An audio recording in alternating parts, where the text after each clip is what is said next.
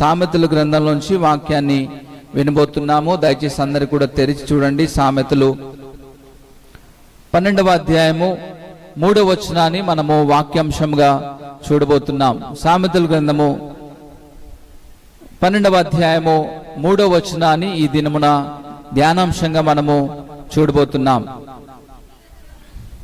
భక్తిహీనత వలన ఎవరును స్థిరపరచబడరు, నీతిమంతుల వేరు కదలదు. భక్తిహీనత వలన ఎవరు కూడా స్థిరపరచబడరు అంటండి. నీతిమంతుల వేరు ఎప్పటికీ కూడా అది కదలకుండా స్థిరముగా ఉంటుంది. ఈ నీతిమంతుల వేరు గురించి, స్థిరత్వాన్ని గురించి దినం చూడడానికి మనము ప్రయత్నం చేద్దాం. కొన్నిసార్లు మనం ప్రయాణం చేస్తున్నప్పుడు కొన్ని చెట్లు విరిగిపోవటము, పడిపోవటము, వేర్లతో సహా గాలి వచ్చినప్పుడు పక్కన పడిపోవటం మనం చూస్తాం. అరే బానే ఉంది కదా, చాలా బలంగానే ఉంది కదా అని మనం అనుకుంటాం. కానీ అంతలోనే అది ఒక గాలికి, ఒక తుఫానికి, ఒక వరదకి పడిపోవటం అనేది మనం చూస్తాం. ఎందుకు అలా జరుగుతుందంటే బలమైనటువంటి వేరు లేకపోవటాన్ని బట్టి అది కింద పడిపోతుంది. దేవుడు నీతిమంతులను దేనికి పోల్చాడంటే, దేవుడు నీతిమంతులను వారు బలమైన వేరు కలిగినటువంటి మనుషులు కాబట్టి ఏ పరిస్థితుల్లో కూడా వారు కింద పడిపోరని దేవుడు జ్ఞాపకం చేస్తున్నాడు. ఈరోజు చాలా మంది చిన్న చిన్న ఆటంకాలకే సన్నిధిని విడిచిపెట్టి, మందిరాన్ని విడిచిపెట్టి, దేవుని సన్నిధిని విడిచిపెట్టి లోకస్తులుగా మారిపోయి అన్న జనాంగంలో కలిసిపోయినటువంటి పరిస్థితులు ఉంటున్నాయి. కానీ నిజమైనటువంటి భక్తిపరుడు, నీతిపరుడు ఏ పరిస్థితిని బట్టి కూడా కదిలించబడడు. అతని వేరు చాలా బలముగా ఉంటుంది. నిందలకు అతను పడిపోడు, ఆగిపోడు. శ్రమలకు తన జీవితం ఆగిపోదు. అవమానాలకు తన జీవితం ఆగిపోదు. కఠినమైన పరిస్థితులు వచ్చినా తన జీవితం అనేది ఆగిపోదు. ఏ పరిస్థితులైనా వారి యాత్ర కొనసాగుతూనే ఉంటుంది. నీతిమంతుల వేరు కదలదు. భక్తిహీనత వలన ఎవరు కూడా స్థిరపరచబడరు. భక్తిహీనత వలన మనం స్థిరపరచబడలేము. అందరికీ ఉంటుంది స్థిరపరచబడాలని, జీవితంలో ఉన్నతంగా ఉండాలని, ఒక మంచి పట్టణంలో ఉండాలని, ఒక మంచి కుటుంబ జీవితంలో ఉండాలని ఎన్నో రకాల ఆశలు ఉంటుంటాయి. కానీ ఎక్కడ స్థిరత్వం ఉండదు. కొన్ని సంవత్సరాలు ఈ జాబు, కొన్ని రోజులు ఆ జాబు, కొన్ని రోజులు ఈ పని, ఆ పని, అన్ని పనులు చేసుకుంటూ చివరికి ఏది కాకుండా అయిపోతుంటారు. కుటుంబంలో నెమ్మది ఉండదు, సమాధానం ఉండదు, స్థిరత్వం ఉండదు. అలా తిరుగులాడుతూనే ఉంటారు. ఎవరు నిజంగా స్థిరపరచబడతారు అనంటే నీతిమంతుల జీవితము స్థిరపరచబడుతుంది. భక్తిలో యథార్థతగా ఉండి, నమ్మకముగా ఉండి, దేవుని యొక్క సన్నిధిలో ఎవరైతే ఉంటారో వారు నీతిమంతులుగా పోర్చబడుతూ వారు ఎప్పటికీ కూడా కదల్చబడరని దేవుడు జ్ఞాపకం చేస్తున్నారు. మరి ఈరోజు ప్రశ్న, మరి మీది అలవాటుగా చేస్తున్న భక్త, ఆచారంగా చేస్తున్న భక్త, లేదా పండుగల భక్త, లేకపోతే దేవునితో వేరు పారినటువంటి క్రైస్తవ జీవితాన్ని కలిగి ఉన్నారా? కొలసి సంఘాన్ని గురించి పౌలు ఒక మాట జ్ఞాపకం చేస్తారు. బైబిల్ తెరిచి చూడండి. కొలస్సీలకు రాసినటువంటి పత్రిక 2వ అధ్యాయము 6వ వచనాన్ని చూస్తున్నాం.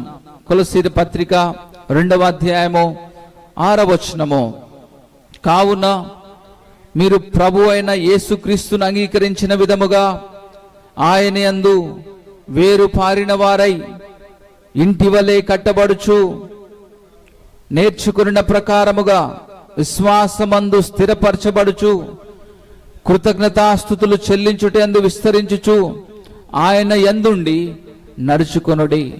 ఇక్కడ కొలస్సీ సంఘాన్ని గురించి పౌలు ఒక పత్రిక రాస్తూ వారి సంగతులను జ్ఞాపకం చేస్తూ వారిని హెచ్చరిస్తున్నటువంటి విధానము చూస్తున్నారు.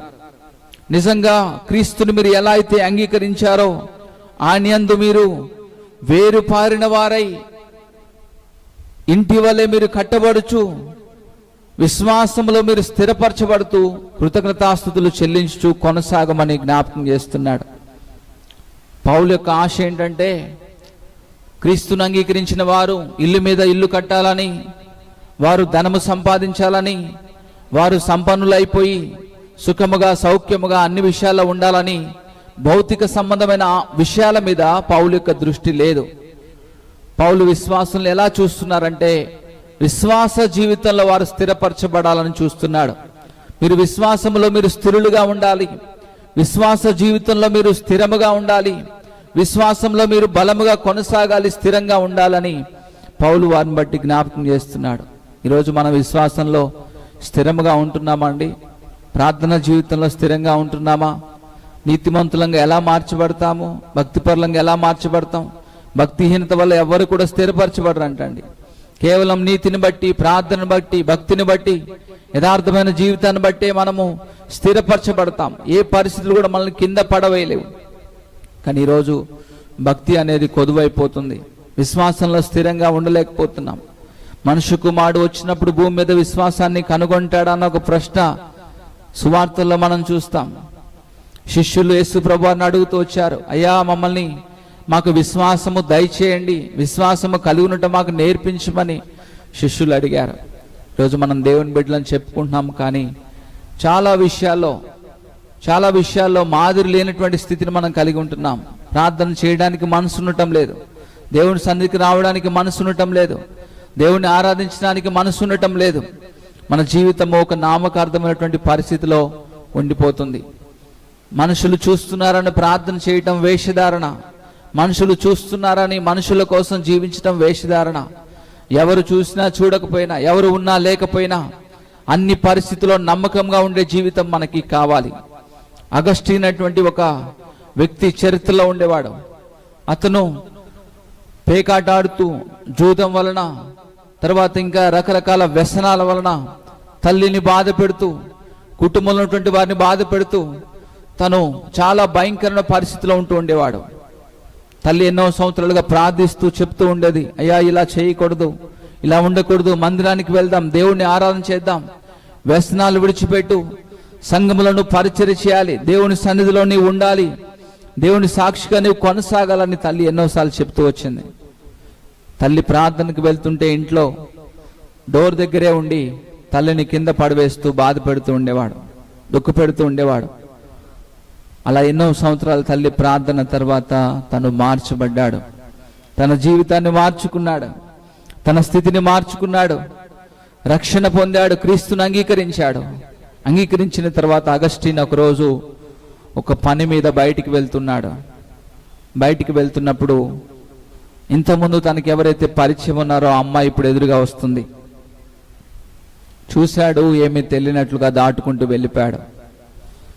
వెళ్ళిపోయిన తర్వాత అమ్మాయి పిలుస్తుంది, అగస్టిన్ నేను ఆమని, అగస్టిన్ నేను ఆమని పిలుస్తుంది. గుర్తుపట్టలేదేమో అనుకుంది బహుశా. అగస్టిన్ ఆగి అంటున్నాడు, you may be she but I'm not he. నీవు ఆమెవే కావచ్చు, కానీ నేను ఇంకా అతన్ని కాదు. ఏమైంది? అదే అగస్టిన్ కదా, అదే కన్నులు, అదే చెవులు, అదే ముక్కు, అదే మనిషి, అదే వస్త్రధారణ. మరి ఏంటి మార్పు అంటే, అగస్టిన్ మారు మనసు పొందాడు, అగస్టిన్ రక్షణ పొందాడు, అగస్టిన్ తన జీవితాన్ని ప్రభువుకు అప్పగించుకున్నాడు. ప్రతిదీ లోకపు వ్యసనాల్ని, లోకపు కార్యాలను విడిచిపెట్టి ప్రభు కోసం ఇప్పుడు జీవించడానికి సిద్ధపడ్డాడు. మార్పు మన జీవితంలో లోకం చూడగలగాలి. దాన్ని సాక్ష్యం అంటారండి. సాక్ష్యం ఉండాలి క్రైస్తవుడికి. నీరు లేని చెరువెంతో, తెడ్డు లేని నావెంతో, ఒక సాక్ష్యము లేని క్రైస్తవ జీవితం కూడా అంతే. పేరుకు మాత్రం క్రైస్తవులు, పేరుకు భక్తిపరులు, పేరుకు మాత్రం దేవుని ఆరాధించే వాళ్ళు. ఇంటికి వెళ్ళగానే ఇంటి మీద బోర్డు ఉంటుంది, ఇది యేసుక్రీస్తు గృహానికి అధిపతి అని. ఇంట్లోకి వెళ్ళిన తర్వాత సినిమా పాటలు, సినిమా చూపిస్తా మామ అని చెప్పేసి అత్తగారు సాంగ్ పెడుతుంటది, అల్లుడు గారు డాన్స్ వేస్తుంటారు. ఇది విషయం. బయటేమో క్రీస్తు గృహమునకు అధిపతి, ఇంట్లోనేమో గొడవలు. బయటేమో సమాధానము కలుగునుగా కానీ బోర్డులు, ఇంట్లోనేమో అల్లరి, గొడవలు, ఎన్నో రకాల ఇబ్బందులు. భక్తిహీనత వలన స్థిరపరచబడలేమండి. నీతిమంతులముగా ఉండి నీతిగా మనం బ్రతికినప్పుడు మాత్రమే స్థిరపరచబడగలుగుతాం. కొలస్సీల పత్రిక 2వ అధ్యాయం 6వ వచనాన్ని మనం చూస్తున్నాము. పౌలు యొక్క ఆశ ఏంటంటే, సంఘములో ఉన్న ప్రతి ఒక్కరు, క్రీస్తును అంగీకరించిన ప్రతి ఒక్కరు ఒక మాదిరి కలిగి ఉండాలి, విశ్వాసములో స్థిరపరచబడాలి, భక్తిలో స్థిరపరచబడాలి. మందిరానికి వెళ్ళామా, ఒక పాట పాడామా, మందిరానికి వెళ్ళామా, కొంత కానుక వేసుకుని ఇంటికి వెళ్ళామా, ఇది కాదు. ఏ తుఫాను వచ్చినా నువ్వు కదలకుండా, బెదరకుండా, అదరకుండా నువ్వు నిలబడాలి ప్రభులో. ఎలాంటి అవమానాలు వచ్చినా నిలబడాలి, ఎలాంటి నిందలు వచ్చినా ప్రభు కోసం నిలబడాలి. యోబు యొక్క జీవితాన్ని ఒక ఉదాహరణగా మనం చూస్తే, యోబు గ్రంథంలో దాన్ని కూడా మనం కొన్నిసార్లు ధ్యానిస్తూ వచ్చాం. యోబుకు 7 కుమారులు 3 కుమార్తెలు ఉన్నారు. ఒకే దినమందు శ్రమ వచ్చి పడింది. తన ఇల్లు కూలిపోయింది, తన పిల్లలంతా చనిపోయారు, తన ఆస్తి అంతా శత్రువులు దోచుకొని వెళ్ళిపోయారు, తనకున్నటువంటి సమస్తమును కోల్పోయాడు ఒక్కరోజే. ఆ పరిస్థితిలో తన పనివారు తను విసిగించారు, తన స్నేహితులు తను విసిగించారు. నువ్వు పెద్ద భక్తిపరుడు కదా, భక్తిపరుడు అయితే ఇలా ఎందుకు జరుగుతుంది? భక్తిపరుడు అయితే నీ భక్తి నిన్ను రక్షించదా? నువ్వు భక్తిపరుడు అయితే నీకు ఇలా ఎందుకు జరుగుతుంది? నీకు క్షేమం కలగదా? నీ ప్రార్థన ఏమైంది? నీ ఉపవాసాలు ఏమయ్యాయి? పెద్ద నీతిమంతుడని చెప్పుకున్నావు కదా అని తను విసిగిస్తూ వచ్చారు. ఎక్కడి నుంచో రారండి, నిన్ను ముళ్ళుగుచ్చేవారు, బాధపరిచేవారు నీ పక్కనే ఉంటారు. మొన్నటి వరకు ప్రార్థనకి వెళ్ళావుగా, ఏం జరిగింది? ఏం కలిసి వచ్చింది? మొన్నటి వరకు ఉపవాసాలు ఉన్నావుగా, ఏం మంచి జరిగింది? దేవుడు నీకు ఏం కలుగజేశాడు? ఇలా ఎన్నో విధాలుగా నిన్ను ఆటంకపరిచి వెనక్కి లాగేవారు సమాజంలో ఎంతో మంది ఉన్నారు. దేవుని బిడ్డలారా, విశ్వాసంలో స్థిరంగా నువ్వు ఉన్నట్లయితే ఈ మాటలు నిన్ను కదిలించలేవు. పౌలు అంటారు కదా, ఈ చులకనైన శ్రమలు మమ్మల్ని ఏమీ చేయవు. ఈ చులకనైన శ్రమలు నిత్యత్వం ముందు, నిత్యరాజ్యం ముందు, ప్రభు దయచేసే కృపా కార్యాల ముందు ఇవి చాలా స్వల్పమైనవి, ఇవి చాలా అల్పమైనవని నిరీక్షణతో ఎదురు చూశాడు. క్రైస్తవుడు డబ్బున్నప్పుడు సంతోషించేవాడు కాదు. బయట పాప ఎవరో స్టెప్స్ మీద తిరుగుతున్నారండి, బ్యాక్ ఉన్నవారు ఏమన్నా ఒకరు చూడండి, పిల్లలు కింద పడతారేమో. ఓకే, అయితే డబ్బున్నా లేకపోయినా, పరిస్థితులు అనుకూలంగా ఉన్నా లేకపోయినా, నష్టాల్లో ఉన్నా, ఏ స్థితిలో ఉన్నా నిజమైనటువంటి నీతిమంతుడు, భక్తిపరుడు నిలకడగా ఉంటాడు. కనుక మన విశ్వాసంలో స్థిరంగా ఉండాలి, భక్తిలో స్థిరంగా ఉండాలి, ప్రార్థనా జీవితంలో మనము స్థిరముగా ఉండాలి. హబక్కుకు పుస్తకం ఒకసారి తెరిచి చూడండి. 3వ అధ్యాయము 17వ వచనాన్ని మనం చూద్దాం. అంజూరపు చెట్లు పూయకుండినను, ద్రాక్ష చెట్లు ఫలింపకపోయినను, ఒలీవ చెట్లు కాపు లేకయుండినను, చేనిలోని పైరు పంటకు రాకపోయినను, గొర్రెలు దొడ్డిలో లేకపోయినను, సాలలో పశువులు లేకపోయినను, నేను యెహోవా యందు ఆనందించెదను, నా రక్షణకర్త అయిన నా దేవుని యందు నేను సంతోషించెదను. ప్రభువు యెహోవాయే నాకు బలము, ఆయన నా కాళ్ళను లేడి కాలవలే చేయను, ఉన్నత స్థలముల మీద ఆయన నన్ను నడువ చేయను. పంట చేతికి వచ్చినా రాకపోయినా ఒకే విధంగా ఉన్నటువంటి భక్తుడు కనిపిస్తున్నాడు. బ్యాంక్ బ్యాలెన్స్ ఉన్నా లేకపోయినా ఒకే విధంగా ఉండే క్రైస్తవుడు కావాలి. కరువులో, సంపదలో ఒకే విధంగా ఉండే క్రైస్తవుడు కావాలి. సమృద్ధి కలిగి ఉన్నప్పుడు, లేమిలో ఉన్నప్పుడు ఒకే విధంగా ఉండి నిరీక్షణతో ఎదురు చూడటం మనం నేర్చుకోవాలి. హబక్కూకు యొక్క అనుభవం, అంజురపు పండ్లు పూయకపోయినా, ద్రాక్ష చెట్లు ఫలింపకపోయినా, ఒలివ చెట్లు కాపు లేకపోయినా, గొర్రెలు లేకపోయినా, సాలలో పశువులు లేకపోయినా నేను ఎప్పుడు ఆనందిస్తాను. ఫిలిప్పీ పత్రిక 4వ అధ్యాయం 4వ వచనంలో పౌలు యొక్క అనుభవం చెప్తున్నాడు. ఆనందించుడి, మరలా చెప్పుదును ఆనందించుడి.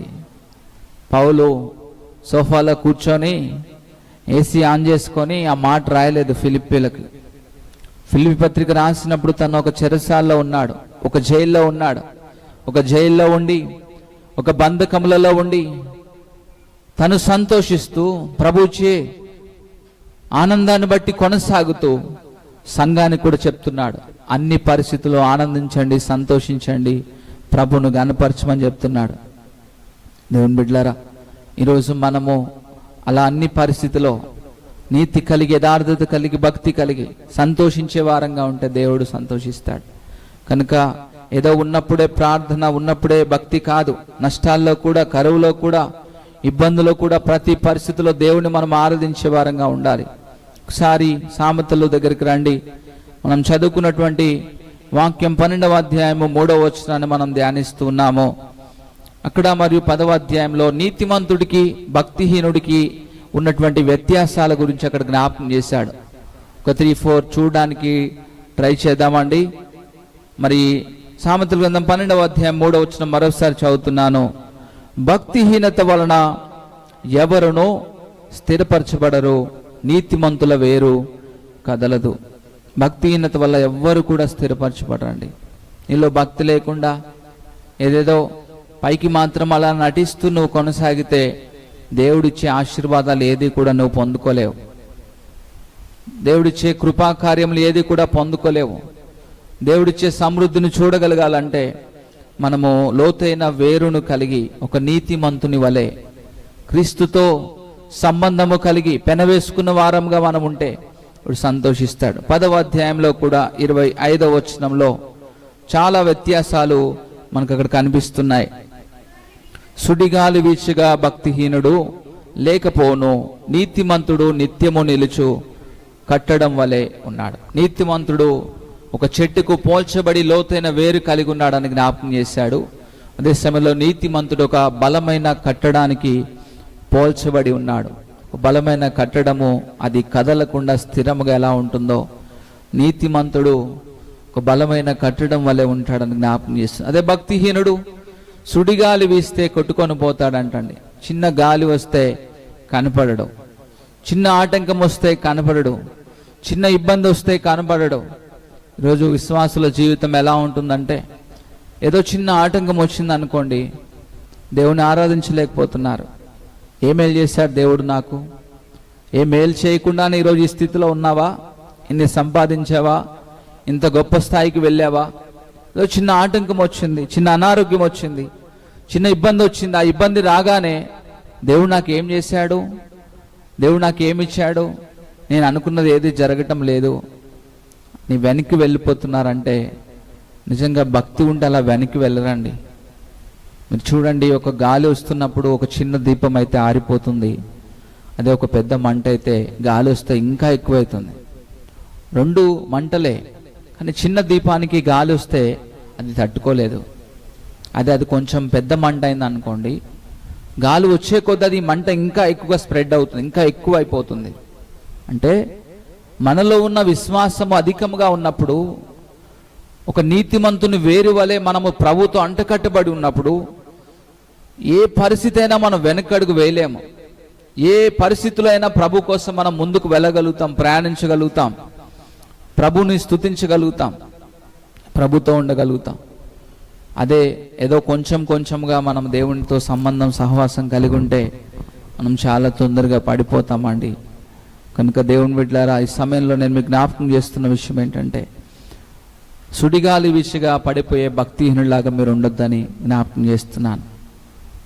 చిన్న చిన్న శ్రమలకు పడిపోకుండా, వస్తాయి ప్రమాదాలు, వస్తాయి యాక్సిడెంట్ జరుగుతాయి, అనారోగ్యములు వస్తాయి, కుటుంబంలో గొడవలు వస్తాయి, ప్రతికూలతలు వస్తాయి. శ్రమలు రావని ప్రభు చెప్పలేదు కదండి, చెప్పారా? శ్రమలు వస్తాయి. ఈ శ్రమలు వస్తున్నాయండి, నేను దేవుణ్ణి ఆరాధించలేను, నాకు తీరిక లేదు అని అంటే సరైన విషయం కాదు. వాక్యములు ఉంటుంది, నీతిమంతుని కలుగు ఆపదలు అనేకములు పూర్తి చేయండి, ఆయనను వాటన్నిటిలోంచి ఆయన వారిని తప్పిస్తాడు. ఇంకొక వాక్యం కూడా ఉంది, నీతిమంతుడు 7 మార్లు పడినా మరలా తిరిగి లేస్తాడు. ఆ స్థితిలో ఆయన విడిచిపెట్టాడు. నీతిమంతుడు పడిపోయినా తిరిగి లేస్తాడు. వస్తాయి, నీకు అనారోగ్యములు వస్తాయి, ఇబ్బందులు వస్తాయి, కష్టాలు వస్తాయి, వ్యతిరేకతలు వస్తాయి. కానీ ప్రభు కోసం నీ యాత్ర కొనసాగుతూనే ఉండాలి, సాగిపోవాలి, ఆగిపోకూడదు. సాగిపోదును, ఆగిపోను నేను, విశ్వాసములో నేను, ప్రార్థనలో నేను. హల్లెలూయా హల్లెలూయా హల్లెలూయా హల్లెలూయా హల్లెలూయా హల్లెలూయా హల్లెలూయా హల్లెలూయా. సాగిపోవాలి, ఆగిపోవద్దు. మన ప్రయాణం ముందుకే కొనసాగాలి. ఇక్కడ చూస్తున్నాం 10వ అధ్యాయం 20వ వచనంలో, సుడిగాలి వీచగా భక్తిహీనుడు లేకపోను. చిన్న ఆటంకానికే నువ్వు ఆగిపోతున్నావు. కొంతమంది అలుగుతారు, నేను ప్రార్థన చేయను, నేను బైబిల్ చదవను, నేను మందిరానికి రాను, నేను అది చేయను ఇది చేయనని చిన్న చిన్న విషయాలకి ఆటంకపడుతుంటారు. మనము ముందుకు కొనసాగాలి, వీటిని అధిగమించాలి, చులకనైన శ్రమలను అధిగమించాలి. మత్తయి సువార్త 24వ అధ్యాయంలో యేసుక్రీస్తు ప్రభువారు ఆయన తన శిష్యులతో రెండవ రాకడను గురించినటువంటి సూచనలు చెప్తారు. ఆయన రాకడకు ముందు యుద్ధములు జరుగుతాయి, ఆయన రాకడకు ముందు కరువులు వస్తాయి, రాకడ సమీపించినప్పుడు యుద్ధములు జరుగుతాయి, యుద్ధ సమాచారం జరుగుతాయి. ఆయన రాకడ సమీపంలో ఎన్నో రకాల ఇబ్బందులు వస్తాయి. చూడండి 24వ అధ్యాయంలో ఆయన ఒలీవల కొండ మీద కూర్చొని చెప్తున్నారు 6వ వచనం నుంచి చివరి వరకు అనేకమైన విషయాలు ఆయన చెబుతూ సూచనలను. 9వ వచనం చదవండి. జనులు మిమ్మల్ని శ్రమల పాలు చేసి చంపెదరు, నా నామము నిమిత్తము మీరు సకల జనుల చేత ద్వేషించబడతారు. అనేకులు అభ్యంతరపడి ఒకరినొకడు అప్పగించి ఒకరిని ఒకరు ఏం చేస్తారు? ద్వేషిస్తారు. యేసు ప్రభువారు ముందుగానే చెప్పారు, ఆయన రాకడకు ముందు ఏం జరుగుతుందంటే ఒకరిని ఒకరు ద్వేషించుకుంటారంటండి, ఒకరిని ఒకరు అసహించుకుంటారు. ఇంకా ఆయన నామం నిమిత్తం ఎవరైతే ముందుకు కొనసాగుతున్నారో వారు అనేక శ్రమల పాలవుతారంట. అనేక మంది శ్రమల పాలై సకల జనుల చేత ద్వేషించబడతారు, సకల ప్రజల చేత ద్వేషించబడతారు. రోజు వ్యతిరేకత వస్తుందంటే నువ్వు ఇంకా సంతోషించాలి. ప్రభా, నీ కోసం నిందించబడే భాగ్యం దొరికింది, అయినా నేను ముందుకు కొనసాగుతాను ప్రభా, విశ్వాసంలో బలపడడానికి సహాయం చేశావని ప్రభువును స్తుతించాలి. అయితే చివరి వరకు మనం సహించగలలేకపోతున్నాం. 12వ వచనం కూడా చదవండి. అక్కడ అక్రమం విస్తరించుట చేత అనేకుల ప్రేమ చల్లారును. అంతం వరకు సహించిన వాడెవడో వాడే రక్షించబడతాడు. అంతము వరకు సహించినటువంటి వారు, అంతం వరకు నిలకడగా నిలబడిన వారు, ఈ బలమైన వేరు పునాది కలిగినటువంటి వారు మాత్రమే రక్షించబడతారు. మధ్యలో ఆగిపోకూడదు, సాగిపోవాలి.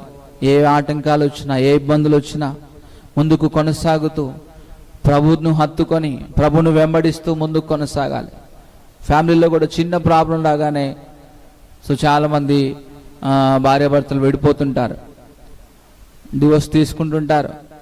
నీకు నాకు సంబంధం లేదు, నీకు నాకు సెట్ అవ్వదు, నీ దారి నాది నా దారి నాది చూసుకొని మాట్లాడుతుంటారు. అది ఎప్పుడు కూడా మంచిది కాదు. సమస్యలు వచ్చినప్పుడు వాటిని దాటుకొని సమాధానపడి ముందుకు వెళ్ళాలి, కుటుంబాన్ని కట్టుకోవాలి. విడిపోవాలని దేవుడు చెప్పడం లేదు. శ్రమలు వస్తే ఎలా అయితే అధిగమించి వెళ్తావో కుటుంబ శ్రమలను కూడా దాటుకొని ముందుకు వెళ్ళాలి. చూడండి, సామెతల గ్రంథంలోకి మనం వద్దాం. ఇంకొక వ్యత్యాసాన్ని కూడా చూద్దాము. నీతిమంతులు ఎలా ఉంటారో అక్కడ 24వ వచనంలో కూడా చెప్పబడింది. సామెతలు 10వ అధ్యాయం 24వ వచనం, భక్తిహీనుడు దేనికి భయపడునో అదే వాని మీదకి వచ్చును, నీతిమంతులు ఆశించున్నది వారికి దొరుకును. ఇక్కడ 3వ వ్యత్యాసం చెప్తున్నాడు. ఆశించేది భక్తిపరుడికి దొరుకుతుంది, ఆశించేది నీతిమంతులకు దొరుకుతుంది, భక్తిహీనులకు దొరకదు. భక్తిహీనుడు దేనికి భయపడతాడు అదే వచ్చి మీద పడిపోతుంది అంటండి. కొంతమంది భయపడుతుంటారు ప్రతిదానికి, ఏం జరుగుతుందో ఏమవుతుందో, నష్టం వస్తుందేమో, నెల నష్టం వస్తుందేమో. నువ్వు ఎక్కువగా అదే భయపడుతున్నావు, నువ్వు భక్తిహీనత వల్ల భయపడుతున్నావు కాబట్టి నువ్వు భయపడిందే వచ్చి నీ మీద పడిపోతుంది. భయపడకూడదు. భక్తిహీనులే దేనికి దేవుని మీద ఆధారపడకుండా ప్రతిదానికి భయపడుతూ ఉంటారు. భయపడకూడదు. ధైర్యంతో దేవుని వైపు చూడటం మనము నేర్చుకోవాలి. హల్లెలూయా. నీతిమంతులు ఆశించేది వారికి దొరుకుతుందంటండి. ఇక్కడ పైన వచనంలో కూడా మనకి కనిపిస్తుందండి. అదే 10వ అధ్యాయంలో 28వ వచనం కూడా చదవండి. నీతిమంతుల ఆశ సంతోషమును పుట్టిస్తుంది, భక్తిహీనుల ఆశ భంగమైపోతుందంటండి. నీతిమంతుడు ఆశ ఎప్పుడు కూడా భంగమైపోదు. నీతిమంతుడు అనుకున్నది జరుగుతుంది, ఆశించింది జరుగుతుంది, ప్రార్థించింది తను పొందుకుంటాడు. భక్తిహీనత వల్ల మన ఆశలు భంగమైపోతాయి, మన కోరికలుగానే మిగిలిపోతాయి. ప్రభు నుంచి మనం ఏది కూడా పొందుకోలేని స్థితిలో మనం ఉంటాం. చూడండి, వ్యత్యాసాలు చూడండి. నీతిమంతుడేమో బలమైన వేరు కలిగి ఉంటాడు, కానీ భక్తిహీనుడు గాలి వీచుగా పడిపోతాడు. నీతిమంతుడు బలమైన కట్టడం వల్లే ఉంటాడు, కానీ భక్తిహీనుడు సుడిగాలి వీచుగా పడిపోయి తను ఆశించింది పొందుకోలేని వాడిగా ఉంటాడు. నీతిమంతుడు మరి ఇంకా మనం ఇక్కడ చూస్తున్నాం, అతను ఆశించే తను పొందుకుంటాడు, కానీ భక్తిహీనుడు తను ఆశించింది ఏది కూడా పొందుకోలేడు, తన ఆశలన్నీ భంగమైపోతాయి. ఇంకా చూడండి, అదే మనము పైన చూద్దాము, అదే అధ్యాయంలో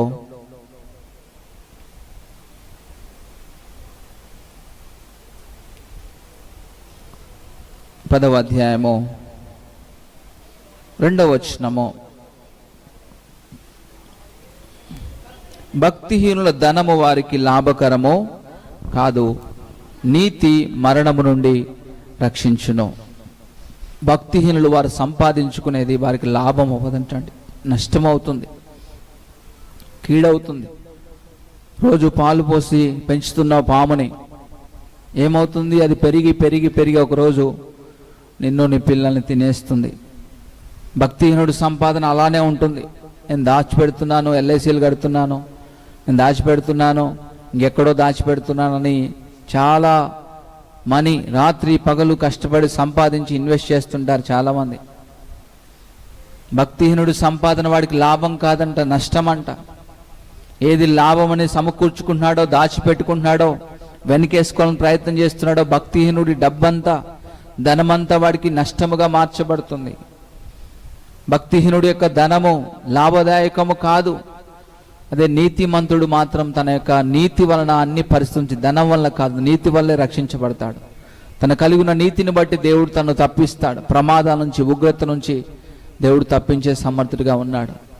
కనుక మరి ఈరోజు మీరు గమనించుకోవాలి, మరి మీరు నీతిమంతులుగా ఉన్నారా లేకపోతే భక్తిహీనులుగా ఉన్నారా అది చూడండి. ఇంకొక వ్యత్యాసం కూడా ఇందులో చెప్పబడింది. చూడండి, ఇదే యొక్క 10వ అధ్యాయంలో 16వ వచనము,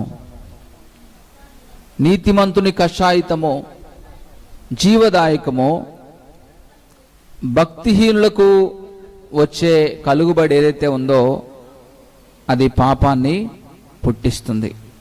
మరలా చదవండి 16వ వచనం, నీతిమంతుని కషాయితము జీవదాయకము, భక్తిహీనులకు కలిగే వచ్చుబడి పాపమును పుట్టిస్తుంది.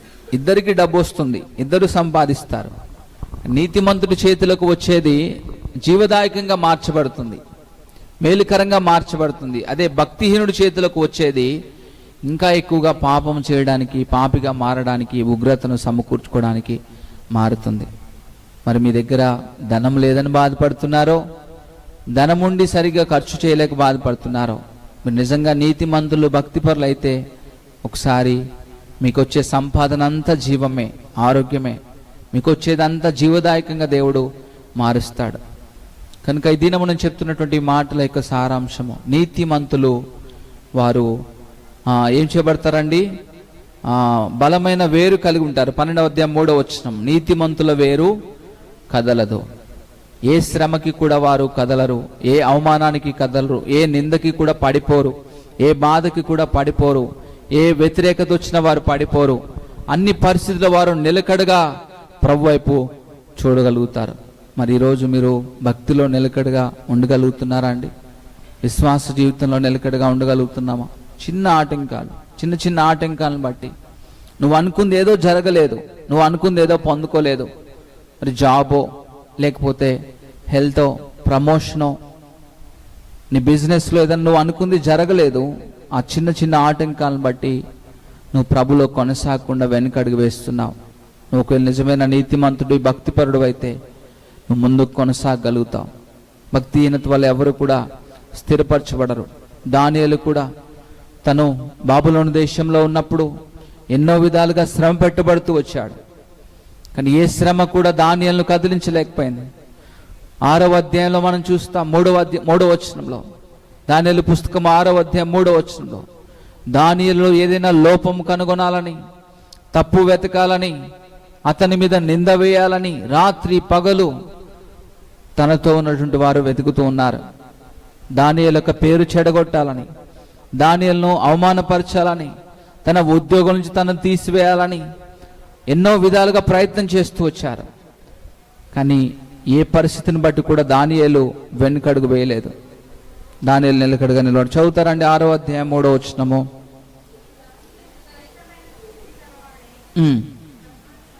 4వ వచనం చదువుదాం. అందుకు ఆ ప్రధానులను అధిపతులను రాజ్యపాలన విషయంలో దానియేలు మీద ఏదైనా ఒక నింద మోపవలనని ఉండి తగిన హేతువు కనిపెట్టుచుండిరి. కానీ దానియేలు నమ్మకస్తుడై ఏ నేరమైనను ఏ తప్పైనను చేయువాడు కాడు గనుక దానియేలులో తప్పైనను లోపమైనను కనుగొనలేకపోయారు. నిందలు వేయటానికి, అతన్ని ఇరుకులో పెట్టడం కోసం ఎన్నో విధాలుగా ప్రయత్నం చేస్తూ వచ్చారు. కానీ దానియేలు ఎక్కడ కూడా పడిపోలేదండి, నిలబడ్డాడు, నిలకడగా నిలబడ్డాడు. ఇంకా గొప్ప విషయం ఏంటంటే అతని మీద నింద వేసి అతను ప్రార్థన చేస్తున్నాడని సింహాల గుహలో వేసినప్పుడు అందులో కూడా ప్రార్థన చేస్తున్నాడు. దేవుడి యొక్క కృపాహస్తము తను ఆదుకుంది. దేవుడు తను తప్పిస్తూ వచ్చాడు.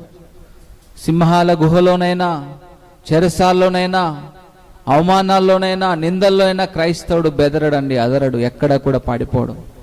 తన చూపు ముందు వైపే ఉంటుంది. గురి వద్దకే ప్రయాణించగలుగుతాడు. ప్రభు ఇచ్చేదాన్ని పొందుకోవడం కోసం తను సిద్ధపడతాడు.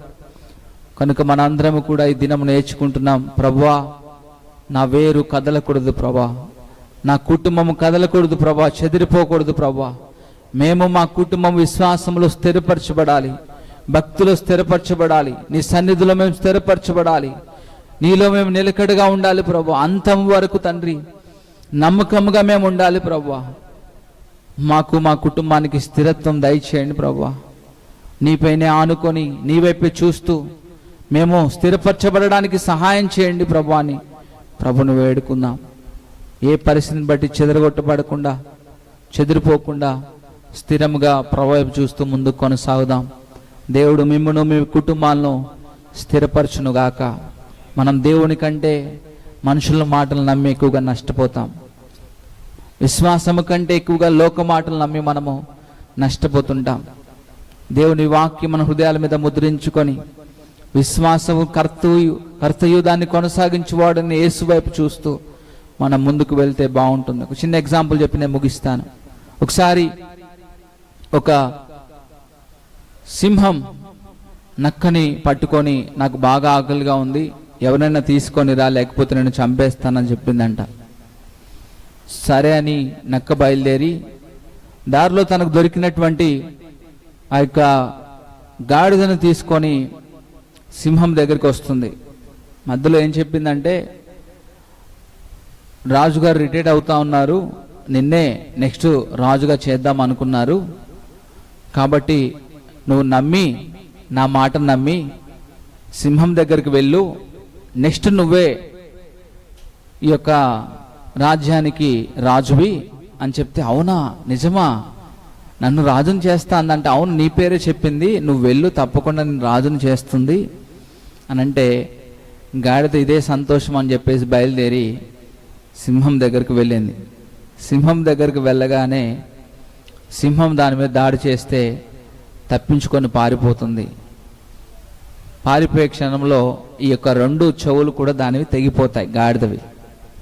ఆ 2 చెవులు తెగిపోయిన తర్వాత మధ్యలో నక్కను కలుసుకుంటుంది. నువ్వు నన్ను మోసం చేశావు, రాజును చేస్తానని చెప్పావు, కానీ నన్ను చంపడానికి ప్రయత్నం చేస్తే నేను తప్పించుకొని వచ్చాను, నా 2 చెవులు చూడు తెగిపోయాయి అని అంటే, నక్క సెకండ్ టైం చెప్తుంది, పిచ్చిదానా నీకు కిరీటం పెట్టడానికి ఆ చెవులు అడ్డం వస్తాయని తీసేసింది, నువ్వు ఎప్పటికీ నన్ను అర్థం చేసుకోలేవు, సింహాన్ని అర్థం చేసుకోలేవు, నెక్స్ట్ నువ్వే రాజువి, నన్ను నమ్మి వెళ్ళు, ఖచ్చితంగా ఈసారి రాజును చేస్తావు, రాజును చేస్తాడు సింహం నిన్ను అని అంటే, అవునా సారీ మిస్టేక్ అయింది, ఈసారి వెళ్తానని మళ్ళీ బయలుదేరి అది సింహం దగ్గరికి వస్తుంది.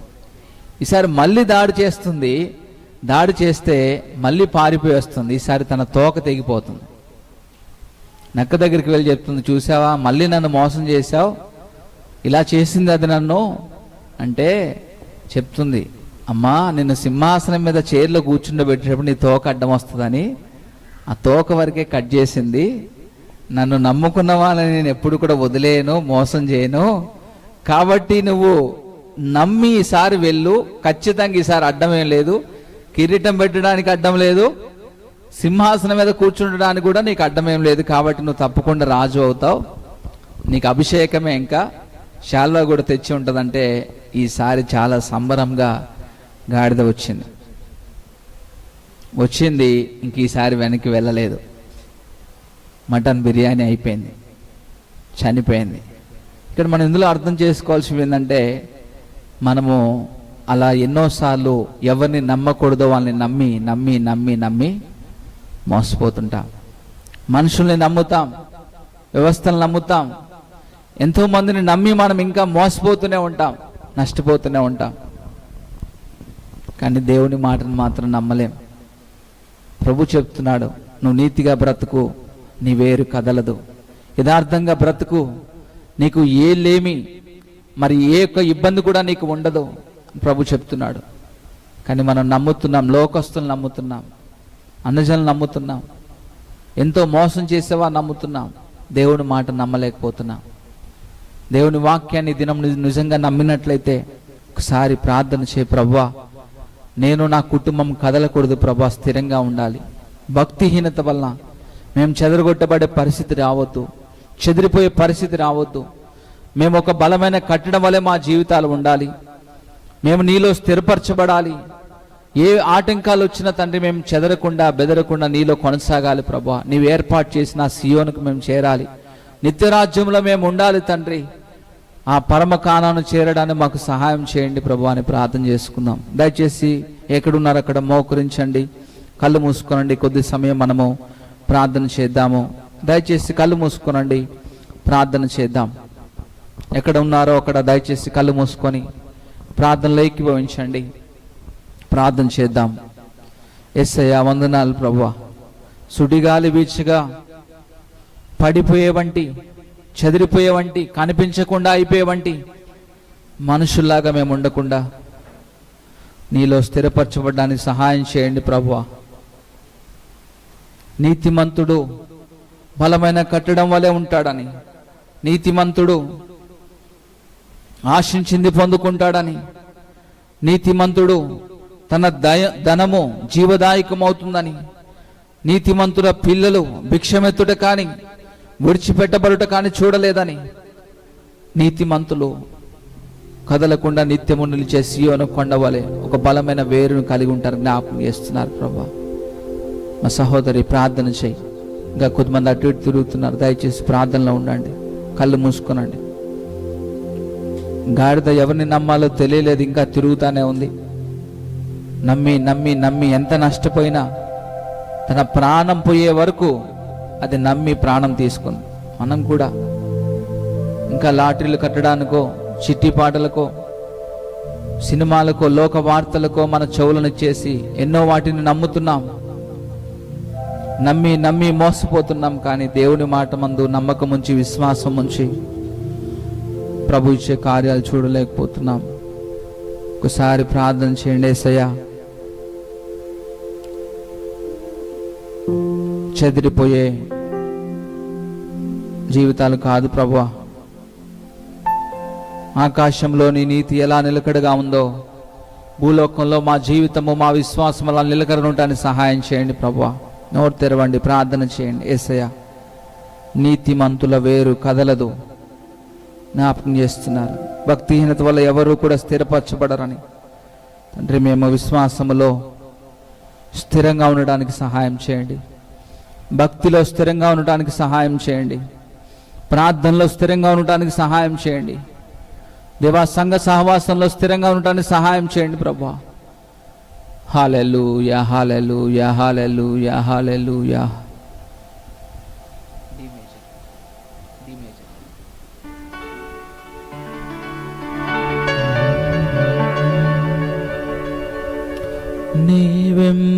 వెంబాడింతును యేసు ప్రభున్ నా జీవిత కాలమంతా.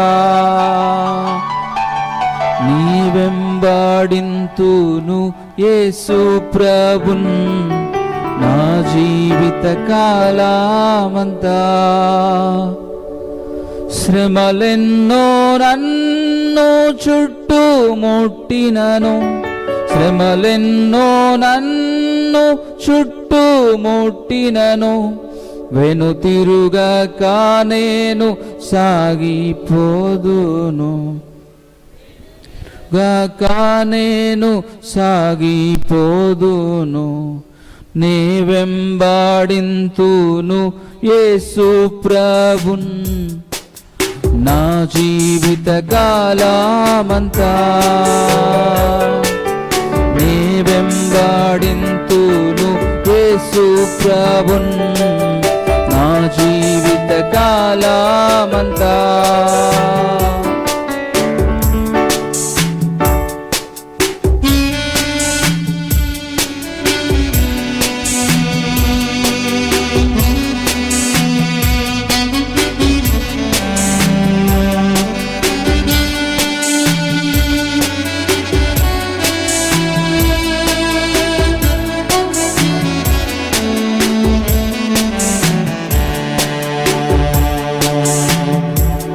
చెదరిన వేళ నన్ను ధైర్యపరచి, పరిశుద్ధుల సంఘములో నన్ను చేర్చి,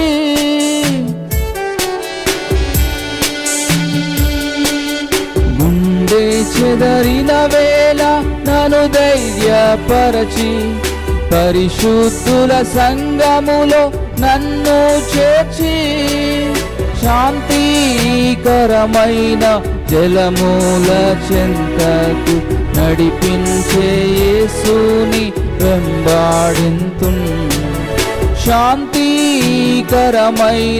జలమూల చెంతకు నడిపించే యేసుని వెంబాడింతున్. నీ వెంబాడింతును యేసు ప్రభున్ నా జీవిత కాలమంతా. కలిసి చెప్దామా? యేసయ్యా, ఏ ఆటంకం వచ్చినా నేను వెనుతిరగనయ్యా, నీకోసమే జీవిస్తాను ప్రభువా. మరొకసారి. శ్రమలెన్నో నన్ను చుట్టుముట్టినను, శ్రమలెన్నో నన్ను చుట్టుముట్టినను, వెనుతిరుగక నేను సాగిపోదును, వెనుతిరుగక నేను సాగిపోదును. నీ వెంబాడింతును యేసు ప్రభున్ నా జీవిత కాలమంతా. నీ వెంబాడింతును యేసు ప్రభున్ నా జీవిత కాలమంతా. ప్రార్థన చేద్దామండి. దయచేసి అందరం కళ్ళు మూసుకొని ప్రార్థనలో ఎక్కించుదాము.